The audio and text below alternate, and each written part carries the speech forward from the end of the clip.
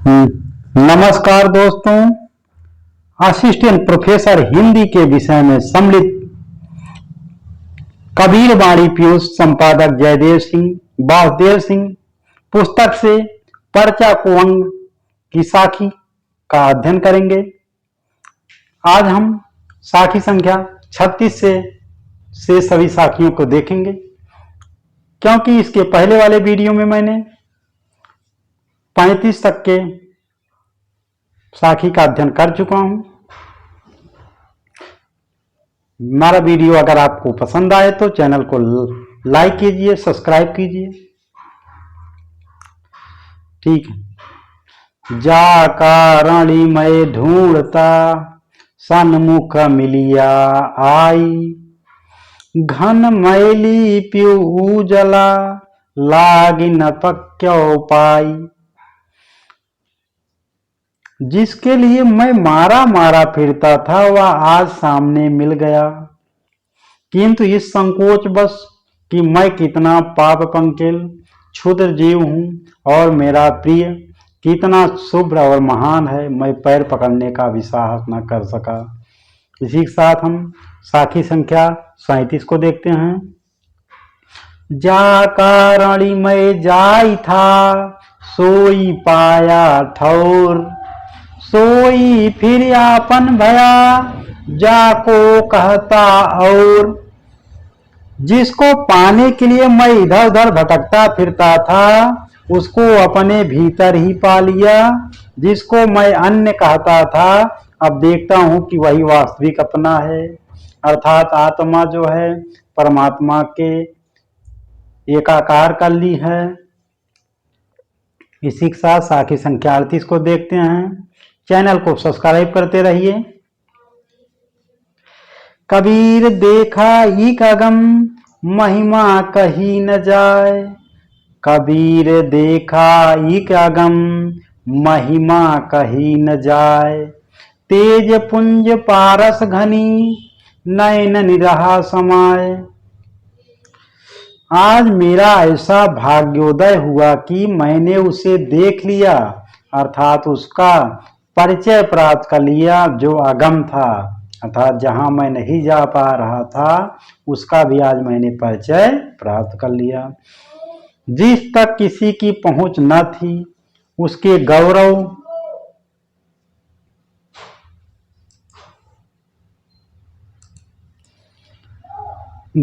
और महात्मा का वर्णन संभव नहीं।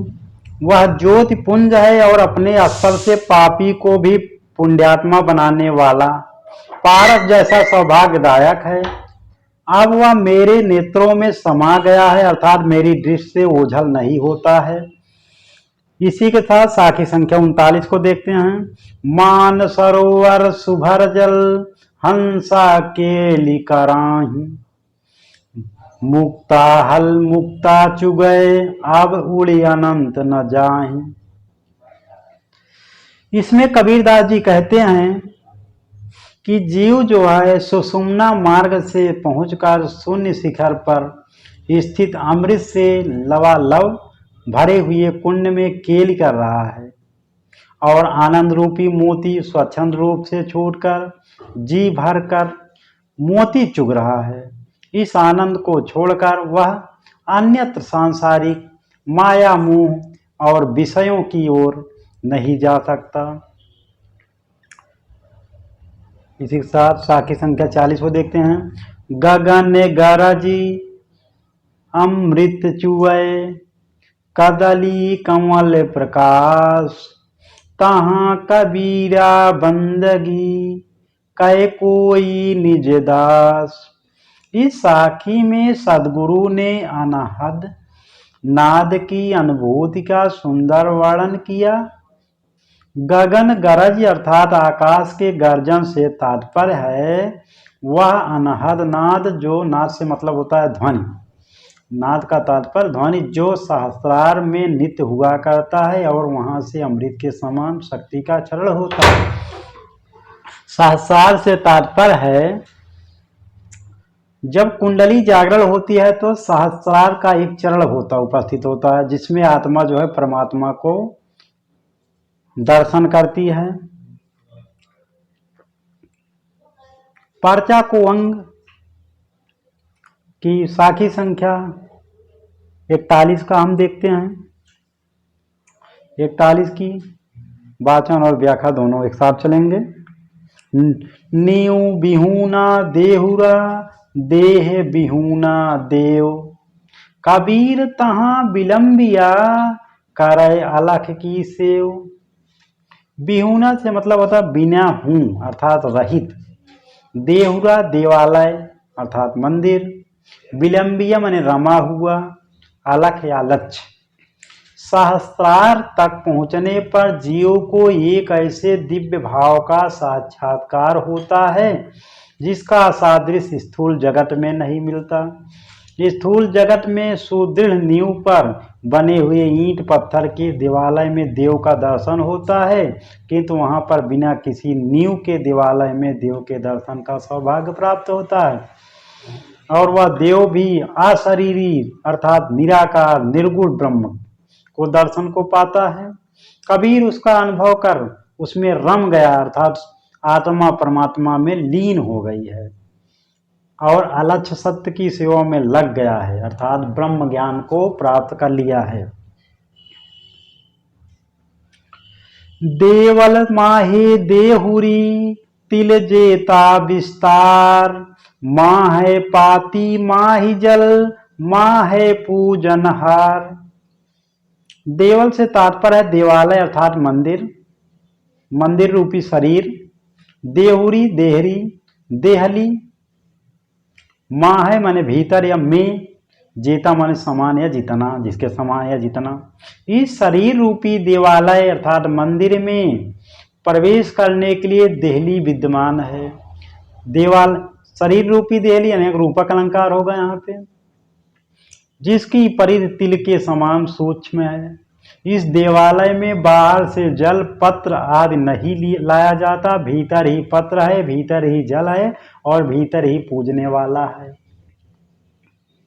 कबीरदास तो वैसे ही बाह्य आडंबर को विरोध करते थे। इसी के साथ साखी संख्या 43 को देखेंगे। कबीर कमल प्रकाशिया, उगा निर्मल सूर, निशा दियारी मिट गई, बाजय अनहद दूर। कमल से तात्पर्य होता है कमल, उगा या उत्पन्न हुआ, निर्मल स्वच्छ, निश माने रात, अधियारी अंधेरा, मिट गई समाप्त हो गया अर्थात अज्ञानता समाप्त हो गई, बाजे अनहद दूर। अनहद एक अवस्था होती है अध्यात्म की, निर्गुण भक्ति में। इसमें कबीरदास जी कहते हैं कि सहस्रार के प्रकाश का भान हो गया, ज्ञान का सूर्य उदय हो गया, अज्ञान की अंधेरी रात समाप्त हो गई और अनाहत नाद की तुरही बजने लगी। तुर से मतलब होता तुरही एक वाद्य यंत्र है, पहले के समय में संगीत के लिए प्रयोग होता था। अनहद बाजय निझर, झरय उपजय ब्रह्म ज्ञान, अभिगत अंतर प्रगटय, लागय प्रेम ध्यान। ध्यान से तात्पर्य ध्यान, अंतर से तात्पर्य है हृदय, हृदय में प्रकट हो गया। परिचय की अवस्था में अनाहत नाद निरंतर निनादित अर्थात ध्वनित होता रहता है। सहस्रार रूपी झरने में या झरने से अमृत झरता रहता है और ब्रह्म का ज्ञान उदय हो जाता है। जो सर्वथा अज्ञात था, जिसको कोई नहीं जानता था, वह भीतर ही प्रकाशित हो गया है और उसमें लव जल रही है अर्थात बाती, प्रकाश की या ज्ञान की बाती जल रही है। आकाशे मुखी औंधा कुआं, पताले पनिहारी, ताका जल कोई हंसा, पीवय बिरला आदि विचार। इसमें कबीरदास की उलटवासी का प्रयोग हुआ है कि आकाशे मुखी औंधा कुआं, ऐसा कुआं जिसका मुख नीचे हो, नीचे की तरफ। पताले पनिहार, और पताल में पनिहार यानी पानी भरने का उसका घाट हो। इसमें कबीरदास की उलटवासी का वर्णन किया गया है, कुंडलनी जागरण के विषय में है। कबीर ने इस साखी उलटवासी के माध्यम से साधना के द्वारा कुंडलनी के जागरण होने और सहस्रार्थ कमल चक्र पर पहुंचने की अनुभूति को व्यक्त किया है। आकाश में एक अधोमुख कुआं है, पानी भरने वाली पताल में है, अर्थात गगन मंडल में सहस्रार रूपी कुआं है जिसका मुख नीचे की ओर है। पाताल अर्थात मूलाधार चक्र में पनिहारिन रूपी कुंडलनी स्थित है। जब साधना द्वारा या सुषुम्ना मार्ग से होकर सहस्रार में पहुंचती है तब शुद्ध जीव उसके अमृत जल को पीने में समर्थ होता है। इस मूल तत्व पर किसी बिरले ने ही विचार किया, अर्थात इसे कोई बिरला ही समझता, अर्थात बहुत कम ही लोग इसे समझ पाते हैं। शिव शक्ति दिशको जुए, पश्चिम दिशा उठे धूर, जल में सिंह जुघर करे, मछली चढ़े खजूर। यहाँ भी उलटवासी का वर्णन है, उलटवासी है कि मछली खजूर पे चढ़ गई है। ऐसा असंभव, लेकिन उलटवासियों के द्वारा कबीर ने अपनी वाणी को व्यक्त किया है कि जब कुंडलनी का जागरण होता है तब सुषुम्ना, एक सुषुम्ना नाड़ी होती है। ईड़ा और पिंगला जब एक में हो जाते हैं तो सुषुम्ना नाड़ी का उत्पन्न होना। तब सुषुम्ना में वेग से उदान वायु उठने लगती है। सुषुम्ना शरीर के पश्चिम या पृष्ठ भाग में है। सुषुम्ना में वायु के वेग से चलने को पश्चिम दिशा उठे धूर द्वारा व्यक्त किया गया है। मछली कुंडलनी का प्रतीक है। कुंडलनी का ऊपर शून्य चक्र तक जाना मछली चाहे खजूर द्वारा व्यक्त किया गया है। यहाँ सिंह जो है जीव का प्रतीक है।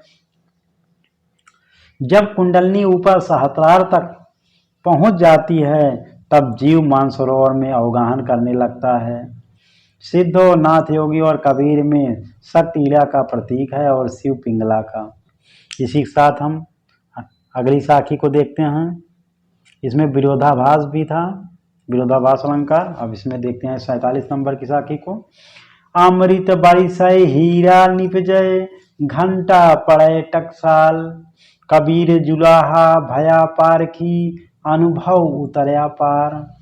हीरा सर्वोत्तम रत्न एक कठोर धातु होता है जो पत्थर से भी कठोर होता है। निपजय से तात्पर्य है उत्पन्न होना। घटा अनाहद नार, टकसाल एक बात है जहाँ पे सिक्का छपते हैं और सिक्का बन ढाले जाते हैं, लेकिन टकसाल से तात्पर्य यहाँ पे निर्दोष या शुद्ध। पारसी परिचय प्राप्त कराने वाला।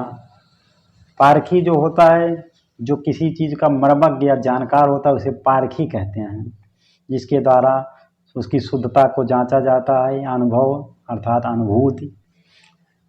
कबीर कहते हैं कि जब शुद्ध अनाहत नाद का परिचय हो जाता है तब संकल्प विकल्पात्मक मन उसी में लय को प्राप्त हो जाता है।